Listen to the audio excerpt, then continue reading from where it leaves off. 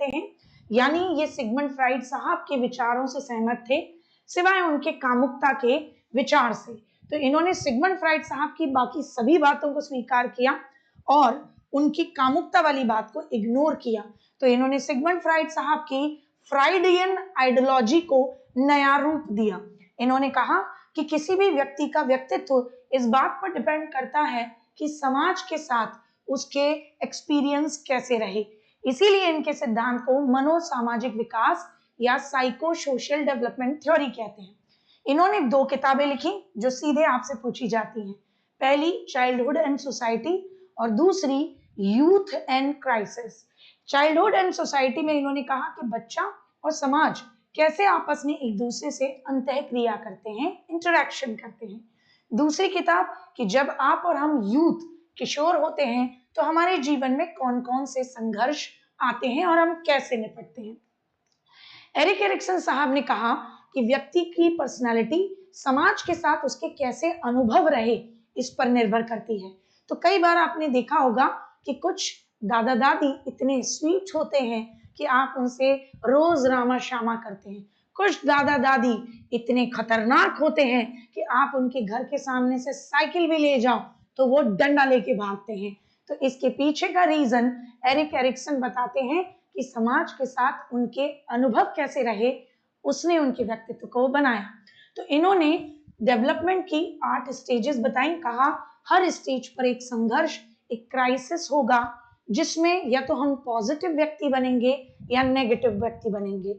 और हर स्टेज में अगर हम पॉजिटिव व्यक्ति बनेंगे तो हमारे अंदर एक सद्गुण, एक गुण, एक वर्च्यू पैदा होगा। तो इन सारी की सारी 8 स्टेजेस को याद करने के लिए हम एक कोड याद रखेंगे, ताई, TAII, 4 स्टेजेस।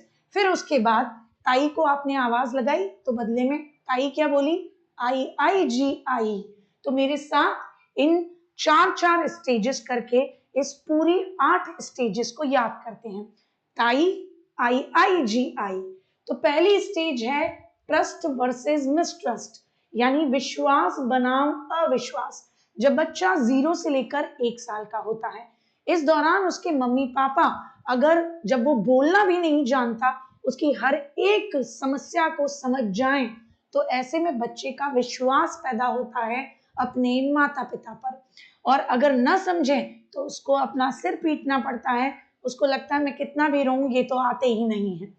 दूसरी स्टेज है जो कि प्रारंभिक बाल्यावस्था में जब बच्चा 1 से 3 साल का होता है तब आती है, जिसे हम कहते हैं स्वायत्तता बनाम लज्जा या संदेह, या आपका ऑटोनॉमी वर्सेस आपका डाउट या शेम। आप इन्हें इंग्लिश हिंदी मिक्स दोनों में देख सकते हैं।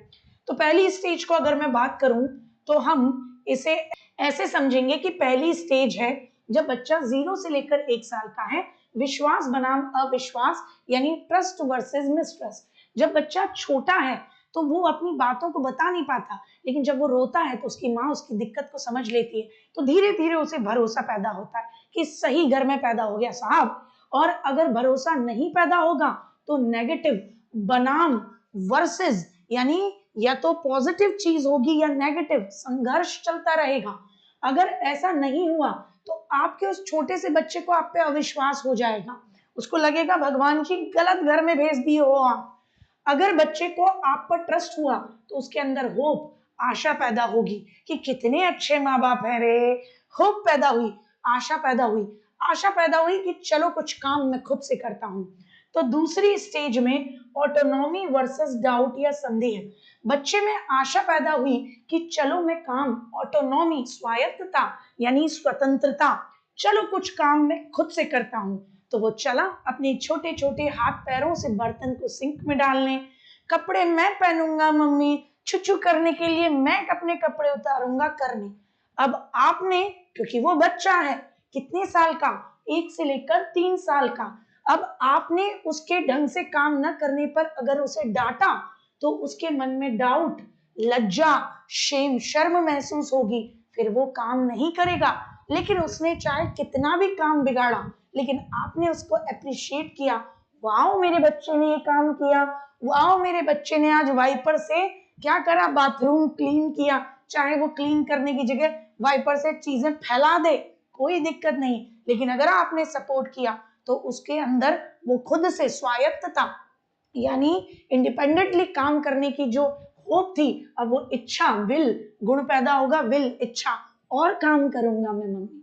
फिर देखिए, फिर उसके बाद ये बच्चा 3 से लेकर 6 साल का होगा, ये जाएगा प्ले स्कूल में। अब क्योंकि इसके अंदर इच्छा पैदा हो गई है, मैं और काम करूंगा, तो जब ये प्ले स्कूल में जाएगा, जब ये प्ले स्कूल में जाएगा तो यहाँ पर ये क्या करेगा, पहल करेगा। मैम बोलेंगी ये काम कौन करेगा, तो ये इनिशिएट लेगा, मैम मैं करूंगा पहल। अगर वहां टीचर ने इसके पहल करने पर इसको प्यार करा, इनिशिएट लेने पर इसको प्यार करा, सपोर्ट करा, तो इसको अपने जीवन का पर्पस मिलेगा, उद्देश्य मिलेगा कि मेहनत करनी है। और अगर टीचर ने डांटा तो इसके अंदर अपराध बोध, गिल्ट आ जाएगा कि मैं तो कुछ भी नहीं कर सकता, घर में मम्मी से डांट खाता हूँ, स्कूल में टीचर से डांट खाता हूँ। इसको खुद पर क्या महसूस होगा, गिल्ट, कि I am good for nothing. लेकिन अगर इसके पहल लेने पर टीचर ने सपोर्ट किया तो गुण पैदा होगा, पर्पस, इसे उद्देश्य मिलेगा। उद्देश्य क्या, कि मुझे मेहनत करनी है।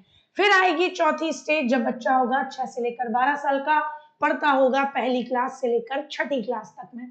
तो यहाँ पे ये खूब मेहनत करेगा, इंडस्ट्री, परिश्रम, उद्योग, खूब मेहनत करेगा। लेकिन अगर टीचर इसे डांट देगी तो इसके अंदर इंफीरियरिटी, हीनता आ जाएगी। अगर ये मेहनत करेगा और इसको प्यार मिलेगा तो ऐसे में इसके अंदर गुण पैदा होगा, कॉम्पिटेंस, दक्षता। आप सब जानते हैं मेहनत करके ही आप महारत हासिल करते हैं। तो ये मेहनत करेगा, परिश्रम करेगा, इंडस्ट्री, उद्योग करेगा, तो इसके अंदर गुण पैदा होगा, कॉम्पिटेंस, दक्षता, महारत का, कि मैं गुरु धुरंधर बनूंगा, नहीं तो हीनता पैदा होगी।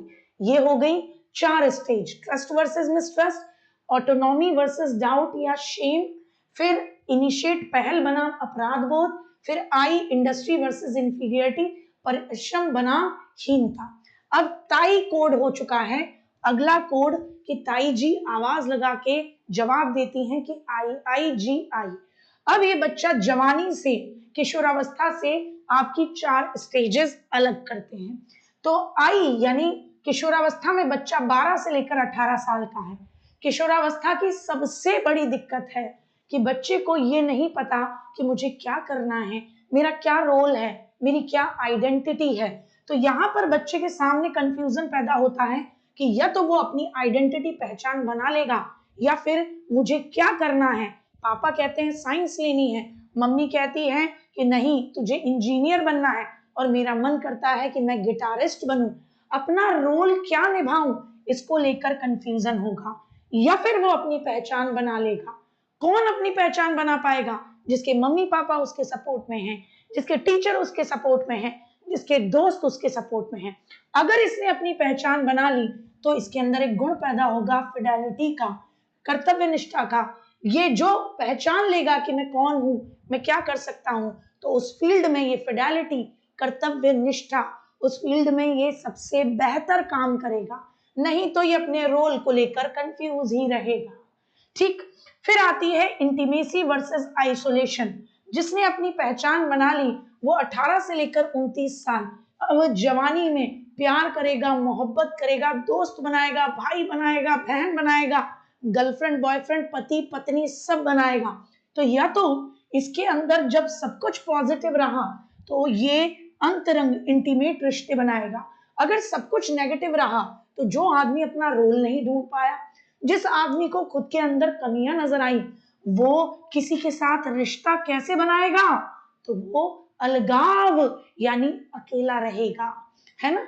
और जिसके अंदर अंतरंगता, जिसके अंदर इंटीमेसी मिलेगी, जो दोस्त बनाएगा, रिश्ते बनाएगा, उसके अंदर कौन सा गुण पैदा होगा, लव का गुण पैदा होगा, प्रेम का गुण पैदा होगा। अब आपके अंदर प्रेम का गुण पैदा हो तो जिनसे आप प्रेम करते हो उनको दुखी रखोगे क्या, नहीं, तो कुछ कमाओगे। तो 7वीं स्टेज कि आप उनके लिए कुछ कमाते हो, कुछ उत्पादित करते हो, कुछ जननशील, यानी आप कुछ जनरेट करते हो इस समाज में, ताकि आगे आने वाली जनरेशन के लिए कुछ बेहतर हो सके। और अगर आपके साथ सब कुछ नेगेटिव रहा तो आपके अंदर नल्लापन, स्टिग्नेशन, ठहराव आ जाएगा। हमें किसके लिए कमाना है साहब, न बीवी है न बच्चा है। अरे हमें किसके लिए कमाना है साहब, हमें किसी से मोहब्बत ही नहीं हुई। तो या तो व्यक्ति के अंदर जनरेटिविटी होगी, उत्पादकता, जननशीलता होगी, या उसके अंदर क्या होगा, ठहराव होगा, स्टिग्नेशन होगा, यानी वो कुछ नहीं करेगा। उम्र होगी 30 से लेकर 65 साल। अगर उसके अंदर जनरेटिविटी, उत्पादकता, जननशीलता होगी तो गुण पैदा होगा केयर का, क्योंकि वो केयर करता है अपने लोगों की, इसलिए वो कुछ प्रोड्यूस करना चाहता है। लास्ट स्टेज आती है कि वो 65 साल से ऊपर की उम्र में कैसे बुढ़े अम्मा बाबा बनेगा। तो अगर उसके जीवन में सब कुछ पॉजिटिव रहा तो उसके जीवन में इंटीग्रिटी, संपूर्णता, ईमानदारी रहेगी। उनसे जब आप पूछोगे कि अम्मा बताइए जीवन क्या है, तो कहेंगे बहुत सुंदर है। और अगर सब कुछ बेकार रहा तो डिस्पेयर, निराशा पैदा होगी। आप पूछोगे बताइए अम्मा जीवन क्या है, कि लठ निकाल लूंगी मारने के लिए। तो यहाँ पर विजडम, अगर किसी ने जीवन को खुशी से जिया है तो फिर उसके अंदर गुण पैदा होगा विजडम, बुद्धिमान। ऐसे बड़े बुजुर्गों के पास बैठने के फायदे होंगे आप और हम जैसी जनरेशन को। लेकिन अगर जिसके जीवन में सब कुछ नेगेटिव रहा, जिसके जीवन में डिस्पेयर, निराशा रही, तो उस व्यक्ति के पास मत बैठना, लठ पड़ जाएंगे। तो याद रखेंगे एक बार फिर से, कोड है ताई IIGI। पहली स्टेज ट्रस्ट वर्सेस मिसट्रस्ट, विश्वास बनाम अविश्वास, और यहाँ गुण पैदा होता है आशा, होप। दूसरी स्टेज ऑटोनॉमी वर्सेस आपका डाउट या शेम, स्वायत्तता बनाम लज्जा और संदेह, गुण पैदा होता है विल और काम करूंगा। तीसरी stage initiate versus guilt, initiate लेगा, पहल करेगा, या अपराध बोध, और यहाँ गुण पैदा होता है पर्पस, उद्देश्य का। चौथी स्टेज आई में इंडस्ट्री वर्सेस इंफीरियरिटी, परिश्रम बनाम हीनता, या तो वो परिश्रम करेगा या खुद पर डाउट या हीनता, अपने आप को इंफीरियर समझेगा। गुण पैदा होता है यहाँ पर आपका कौन सा, तो आप कहेंगे कॉम्पिटेंस, यानी महारत का, क्योंकि परिश्रम से ही महारत, कॉम्पिटेंस मिलती है। फिर IIGI में पांचवी स्टेज किशोरावस्था में आइडेंटिटी वर्सेस रोल कंफ्यूजन, पहचान बनाम भूमिका द्वंद। अगर आप अपनी पहचान बना पाए तो आपके अंदर फिडेलिटी आएगी, कर्तव्य निष्ठा, उस पहचान को कायम करने के लिए आप काम करेंगे। छठी स्टेज इंटीमेसी वर्सेस आइसोलेशन, या तो आप क्लोज रिश्ते बनाएंगे या दूर भागेंगे। क्लोज रिश्ते बनाएंगे तो गुण पैदा होगा लव का, और जब प्यार करेंगे तो उनके लिए सातवीं स्टेज जनरेटिविटी वर्सेस स्टिग्नेशन, जननशीलता या उत्पादकता बनाम ठहराव। उनके लिए कुछ कमाएंगे, धमाएंगे, या नल्ले बने बैठे रह जाएंगे। गुण पैदा होगा केयर का। और आठवीं स्टेज ईमानदारी बनाम निराशा, या इंटीग्रिटी वर्सेस डिस्प्रेयर। अगर इंटीग्रिटी से, संपूर्णता से जीवन जिया तो आपके अंदर विजडम, बुद्धिमत्ता पैदा होगी। तो कमेंट सेक्शन में बताइएगा कैसा लगा वीडियो। आगे कल मिलेंगे एक और नए सिद्धांत, यूरी ब्रॉन फ्रेनर साहब का CCPT मॉडल। चैनल को सब्सक्राइब करें, वीडियो को लाइक और शेयर करना ना भूलें। जय हिंद, जय भारत।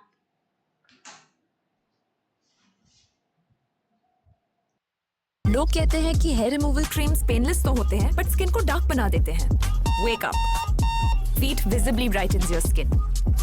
ये है डर्मेटोलॉजिकली टेस्टेड, जो जेंटली हेयर रिमूव करके स्किन को एक्सफोलिएट भी करता है, leaving you smooth, moisturised and glowing.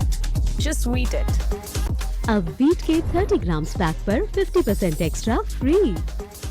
ये जेंजिस को सारी चीजें फास्ट चाहिए और हर काम के बाद रिवॉर्ड्स भी चाहिए, और यही चीज करके नावी यूपीआई सिर्फ 2 साल में इंडिया का फास्टेस्ट ग्रोइंग यूपीआई ऐप बन गया है। कैसे, चलिए समझाता हूँ। देखो, नावी यूपीआई ने जेंजिस को जो चाहिए वही दिया।